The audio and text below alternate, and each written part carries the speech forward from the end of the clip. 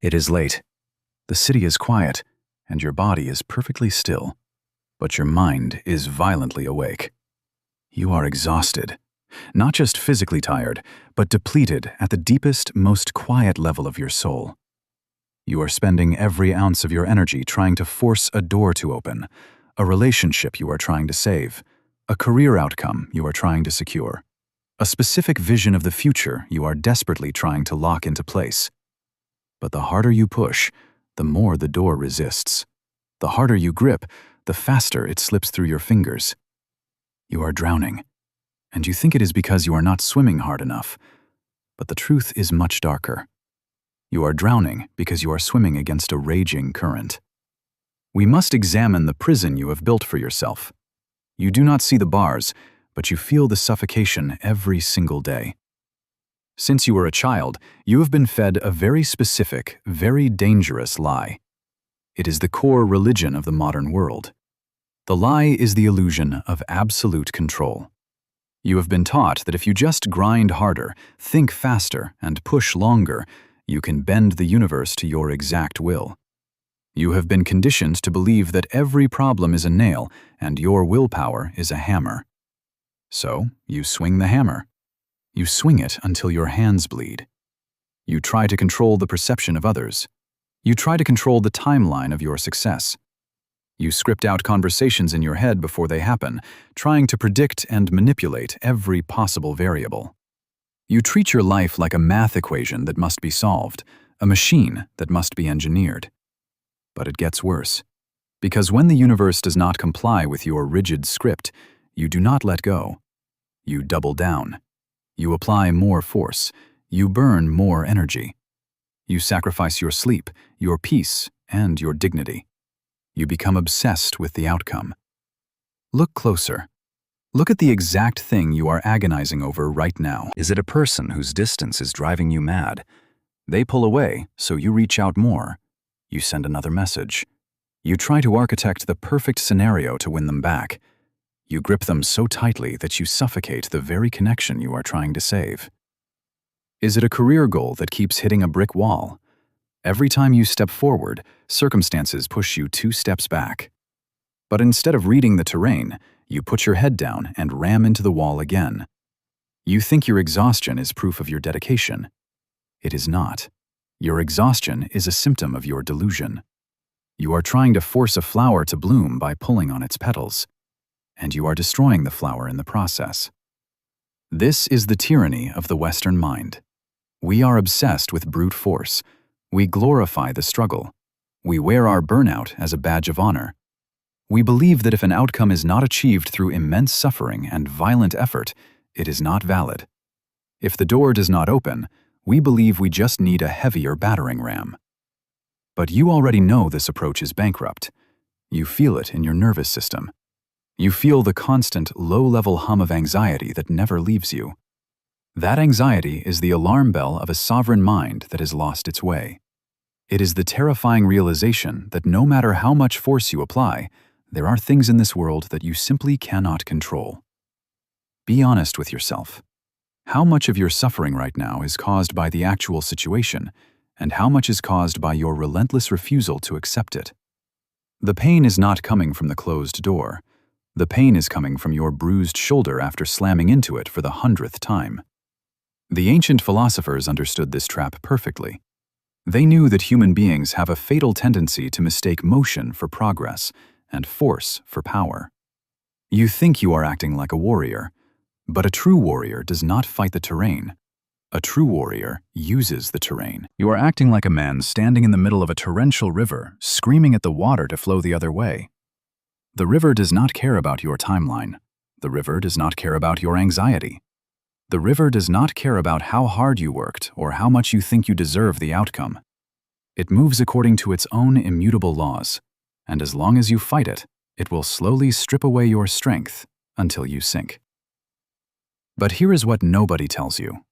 The shift happens here. What if the obstacle you are facing is not meant to be broken? What if the closed door is not a challenge to your willpower, but a redirection of your path? You are terrified of letting go. You believe that if you stop forcing the outcome, everything will collapse. You believe that your frantic, exhausting effort is the only thing holding your life together.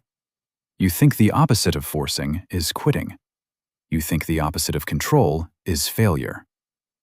You are wrong. There is a third option, a space between violent struggle and passive surrender.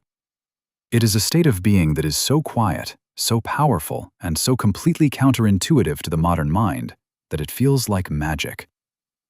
2.5 millennia ago, while Western empires were building war machines and glorifying the conquest of nature, a very different kind of wisdom was being carved into history in the East. It was a philosophy that did not teach men how to break the world, but how to master it without lifting a finger. It was a framework that saw the frantic striving of humanity as a tragic comedy. The sage who recorded this wisdom was named Lao Tzu, and he looked at the exhausting, brutal way most people lived their lives, and he offered a cure. He did not tell his disciples to work harder. He did not give them a 10-step plan for manifesting their desires. He did not tell them to conquer the mountain. He told them to look at the water. Water is the softest, most yielding substance on earth. You cannot grasp it. You cannot break it. It has no rigid shape. It has no stubborn ego. When it encounters a rock, it does not argue with the rock. It does not try to smash the rock. It simply flows around it. Yet, given enough time, that soft, yielding water will cut a canyon through solid granite. It will completely consume the rock that tried to block its path. Water always reaches the ocean, and it never once forces its way there. Lao Tzu gave this phenomenon a name, a concept so profound it shatters the entire foundation of our modern anxiety. He called it Wu Wei. It translates to non-action, or effortless action. But do not misunderstand this. The modern mind hears non-action and immediately thinks of apathy. You think it means sitting in silence and letting your life fall apart. You think it means surrendering to weakness. This is a massive miscalculation. Wu Wei is not the absence of action. It is the absence of force. It is the highest form of strategic intelligence. Think of a novice archer. When he learns to shoot, he is tense. He grips the bow with white knuckles. He calculates the wind in a panic. He forces the release of the string. He is exhausted, and his arrow misses the target. But the master archer is different. He does not force the arrow. He aligns his breathing with the wind. He draws the bow smoothly. He releases the string when the tension dictates it is time. The action happens through him, not by him. He acts without acting. When you are obsessively trying to force a relationship to work, you are the clumsy archer.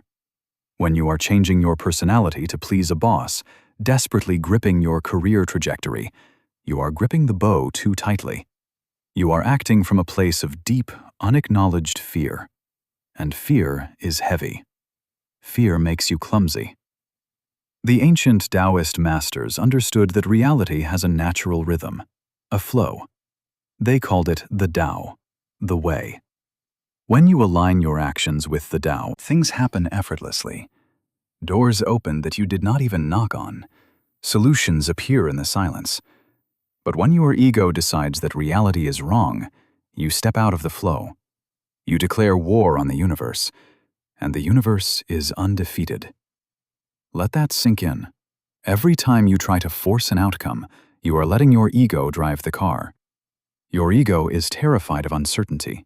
Your ego demands a guarantee. It wants to know exactly when the success will happen, what the person will say, and how the future will look. But life does not offer guarantees. It offers currents. When you practice Wu Wei, you step back into the water. You stop trying to swim upstream.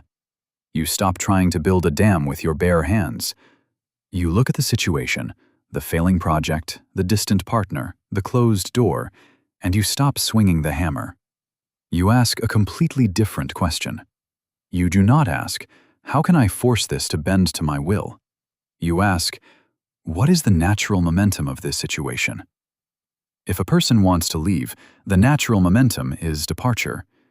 When you force them to stay, you create a prison. You breed resentment. You lower your own value. But when you practice Wu Wei, you open the door for them. You let them walk. You do not bleed for an outcome that does not want to be yours. If a career path is constantly blocked, the natural momentum is redirection. You do not break your bones trying to climb a wall with no footholds. You find the open path. You flow like water around the rock. This requires an immense amount of inner strength. It takes far more courage to yield than it does to fight. Any fool can throw a punch. Any fool can yell, manipulate, and force an issue. It takes a sovereign mind to stand perfectly still in the face of uncertainty and say, "I will let this unfold." And this raises a question that philosophers have argued about for centuries. If you stop forcing, do you lose your ambition? Do you lose your edge? No, your edge becomes infinitely sharper. Because when you stop burning your energy on things you cannot control, you consolidate your power. You stop leaking your life force into black holes of anxiety. You become like a coiled spring, completely relaxed, yet capable of immense, precise action the moment the timing is right. This is the secret the ancients knew. When you stop trying to control the world, you finally gain control over yourself. And a man who controls himself is a man who cannot be defeated. Now, pay attention. This is where the theory becomes practice. This is where the medicine takes effect. We must apply this to the exact pain you are feeling right now. Did a door just slam shut in your face? Good. You no longer have to break your hands trying to force it open. You can turn around and see the open path behind you. Did someone decide to walk away from you? Good. You do not have to lower your crown to beg for a manufactured loyalty. Let them walk. You just reclaimed the energy you were using to hold them hostage. Did your meticulously engineered plan for the future completely collapse? Good. The river just saved you from a destination you were not meant for. You are now free to maneuver. Did you fail? Good. You just discovered where the rock is. Now you can flow around it. This is the alchemy of Wu Wei. You take the exact moments that used to cause you crippling anxiety, and you weaponize them into absolute freedom. You stop viewing resistance as a call to war. You start viewing it as data, as feedback from the terrain. If the universe says no, a weak man argues. A weak man throws a tantrum. A weak man ruins his health trying to turn a no into a yes. A sovereign mind accepts the no instantly. He adjusts his stance. He finds the path of least resistance. He moves forward without missing a single beat. You have been operating under the delusion that if you relax your grip, your life will fall apart. But your rigid grip is exactly what is shattering your life. Your anxiety is not a shield, it is a poison. It is time to drop the hammer. You must step into the arena of your life with a completely different energy, fiercely intentional, but entirely unattached to the immediate result. You do the work. You build the skills. You show up with absolute excellence. But when the arrow leaves the bow, you let it fly. You do not run after it. You do not scream at the wind. You accept where it lands. To be sovereign means you dictate your actions, but you do not dictate the universe. You do your part, and you let the Tao do the rest. So tonight, when you lie in the dark, and the silence amplifies the noise in your head, when the familiar panic of losing control starts to tighten your chest, when your mind begins calculating 50 different ways to force a timeline that is not yours, stop.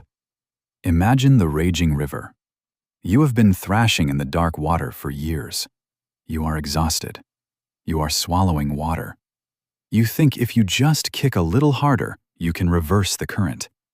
You cannot. So do the one thing that terrifies you the most. Stop kicking. Stop fighting. Drop the oars. Let your body float. Let the current take you. You will not drown. The water that you thought was your enemy is the exact thing that will carry you to the ocean. When you stop forcing the world to obey you, that is the exact moment you conquer it. Sleep well. The war with the river is over. Walk alone, and walk like a king.